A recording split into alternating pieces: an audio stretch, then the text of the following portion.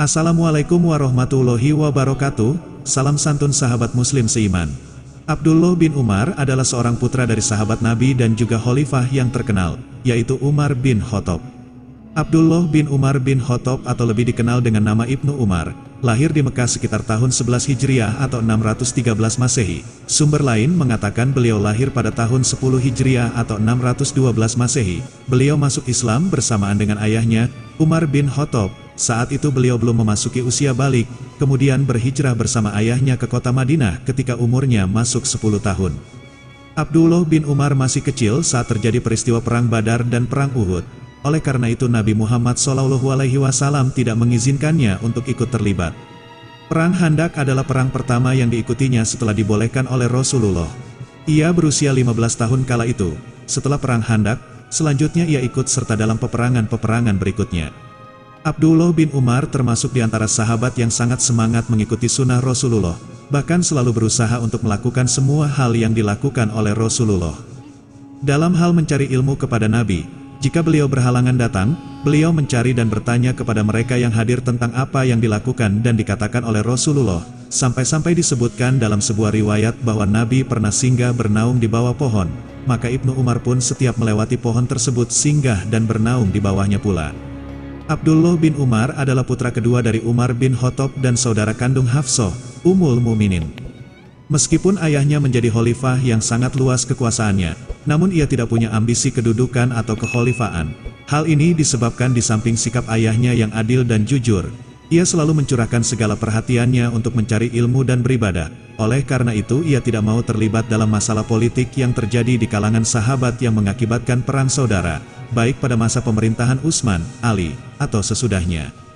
Setelah wafatnya Rasulullah SAW di masa kekhalifahan Abu Bakar, ia tergabung dalam pasukan Usamah, dan Khalifah Umar di akhir-akhir masa kekuasaannya membentuk sebuah Dewan Syuro dengan mengangkat Abdullah sebagai penasehat untuk menetapkan siapa khalifah pengganti. Namun Umar melarang Abdullah untuk menawarkan dirinya sendiri sebagai calon khalifah pengganti ayahnya. Pada masa kekhalifahan sahabat Utsman bin Affan, Abdullah bin Umar pernah ditawari untuk menjadi hakim, namun ia menolak tawaran tersebut, karena menurut beliau, amanah sebagai hakim itu hanya ada 3 macam, yaitu hakim yang tanpa ilmu, dan hakim yang menggunakan nafsu akan masuk neraka, sedangkan hakim yang ijtihadnya benar adalah yang adil, tetapi tidak berdosa dan tidak berpahala. Utsman berharap alasan tersebut tidak tersebar karena khawatir banyak masyarakat yang mengikuti jejaknya, sehingga tak ada lagi yang mau menerima jabatan hakim.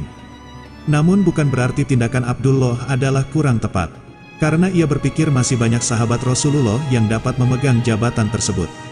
Yazid bin Harun menukilkan, Ibnu Umar berkata kepada masyarakat, "Aku bersama dengan orang yang lebih pandai dariku. Jika aku tahu kalian menginginkan aku menjadi hakim dan bertanya padaku mengenai beragam masalah, maka aku sendiri akan belajar."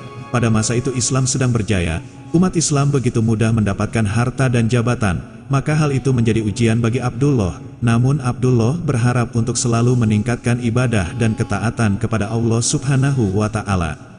Setelah terjadi peristiwa pembunuhan Utsman, sebagian orang, diantaranya Marwan bin Hakim menyarankan agar Abdullah bin Umar yang menjadi khalifah, namun Abdullah menolak dan berkata, "Jika sekalipun kelompok yang menentang kekhalifahanku hanya sedikit, aku tetap tidak akan menerima untuk menjadi khalifah." Abdullah bin Umar termasuk sahabat yang tekun dan berhati-hati dalam periwayatan hadis. Abu Ja'far berkata, tidak ada seorang sahabat Nabi yang mendengar hadis dari Rasulullah yang lebih berhati-hati daripada Ibnu Umar. Ia tidak mengurangi dan menambah periwayatan. Menurut Imam Malik, selama 60 tahun setelah wafatnya Nabi, Ibnu Umar memberi fatwa dan meriwayatkan hadis. Sahabat Abu Bakar juga mengatakan, Ibnu Umar menghafal semua yang ia dengar dari Rasulullah dan bertanya kepada orang-orang yang menghadiri majelis Rasulullah tentang segala perkataan dan perbuatannya. Beliau meriwayatkan sekitar 2630 hadis. Beliau meriwayatkan hadis dari Nabi dan para sahabat, diantaranya dari ayahnya sendiri, Umar bin Khattab, dari pamannya, Zaid, dan dari saudaranya, Hafsah, juga sahabat lainnya seperti Abu Bakar, Ali, Bilal, Ibnu Mas'ud, Abu Dzar, dan Mu'az. Banyaknya periwayatan hadis oleh Abdullah bin Umar disebabkan oleh beberapa faktor, antara lain sebagai berikut. Pertama, Abdullah bin Umar tergolong sahabat pendahulu yang masuk Islam dan berusia panjang, mencapai 87 tahun. Kedua, selalu hadir di majelis-majelis Nabi dan mempunyai hubungan dekat dengan beliau, karena menjadi iparnya Nabi. Ketiga, tidak punya ambisi kedudukan atau jabatan dalam pemerintahan dan tidak melibatkan diri dalam berbagai konflik politik di kalangan sahabat. Tidak sedikit para sahabat dan tabi'in yang meriwayatkan hadis darinya. Di antara sahabat adalah Jabir bin Abdullah, Ibnu Abbas, putra-putra beliau sendiri, yaitu Salim, Abdullah, Hamzah, Bilal, dan Zaid. Di antara tabi'in adalah Nafi, Said bin Musayyah, dan lain sebagainya. Dikisahkan, suatu malam Abdullah bin Umar pergi ke Masjid Nabawi. Ia membaca Al-Quran sampai kelelahan. Setelah cukup lama membaca Al-Quran, ia pun merebahkan diri untuk tidur. Seperti biasanya, sebelum ia tidur terlebih dahulu mensucikan diri dan berdoa kepada Allah Subhanahu wa Ta'ala. Setelah terlelap, beberapa saat kemudian Abdullah bin Umar bermimpi. Dalam mimpinya itu ia berjumpa dengan dua malaikat. Tanpa berkata apa-apa, dua malaikat itu memegang kedua tangannya dan membawanya ke neraka. Dalam mimpinya itu ia melihat neraka laksana sumur yang menyalakan api yang berkobar-kobar, luar biasa panasnya, dan di dalam neraka itu ia melihat orang-orang yang telah dikenalnya. Mereka terpanggang dan menanggung siksa yang tiada taraf pedihnya. Menyaksikan neraka yang mengerikan dan menakutkan itu, Abdullah bin Umar seketika berdoa, "Aku berlindung kepada Allah dari api neraka." Setelah itu Abdullah bertemu dengan malaikat lain. Lalu malaikat itu berkata, "Kau belum terjaga dari api neraka." Pagi harinya Abdullah bin Umar menangis mengingat mimpi yang dialaminya semalam. Lalu ia pergi ke rumah Hafsah binti Umar, istri Rasulullah, dan menceritakan perihal mimpinya itu dengan hati yang cemas. Setelah itu Hafsah menemui Nabi dan menceritakan mimpi saudara kandungnya itu kepada beliau. Seketika itu Nabi bersabda, "Sebaik-baik laki-laki adalah Abdullah bin Umar kalau ia mau melakukan sholat malam." Mendengar sabda itu, Hafsah bergembira lalu kemudian bergegas menemui adiknya, Abdullah bin Umar dan berkata, "Nabi mengatakan bahwa engkau adalah sebaik-baik laki-laki jika engkau mau sholat malam. Dalam mimpimu itu, malaikat yang terakhir engkau temui mengatakan bahwa engkau belum terjaga dari api neraka. Itu karena engkau tidak melaksanakan sholat tahajud. Jika engkau ingin terselamatkan dari api neraka, maka dirikanlah sholat tahajud setiap malam. Jangan engkau sia-siakan waktu sepertiga malam, waktu di mana Allah memanggil-manggil hambanya dan juga waktu di mana Allah mengabulkan doa-doa hambanya." Sejak saat itulah Abdullah bin Umar tidak pernah meninggalkan sholat tahajud sampai akhir hayatnya.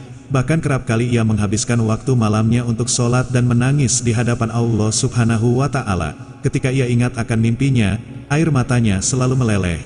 Ia berdoa kepada Allah agar terhindar dari siksa api neraka. Ibnu Umar termasuk orang yang hidup makmur dan berpenghasilan besar. Ia adalah seorang pedagang yang jujur. Selain itu, gajinya dari Baitul Mal tidak sedikit. Tetapi semua hartanya itu tidak untuk dirinya sendiri, melainkan dibagikan kepada fakir miskin dan pengemis. Abdullah jarang sekali makan sendiri. Ia pasti disertai anak-anak yatim dan orang miskin. Bagi Ibnu Umar, harta itu adalah pelayan, bukan sebagai majikan. Harta hanyalah alat untuk mencukupi keperluan hidup dan bukan untuk bermewah-mewahan. Hartanya bukan miliknya semata, namun ada hak fakir miskin di dalamnya. Abdullah bin Umar menyadari bahwa di dunia ini dia hanyalah tamu atau seorang musafir yang segera berlalu. Ia seorang zuhud yang tidak terpikat dengan dunia, tidak suka hidup mewah, walaupun sejatinya ia memiliki harta melimpah.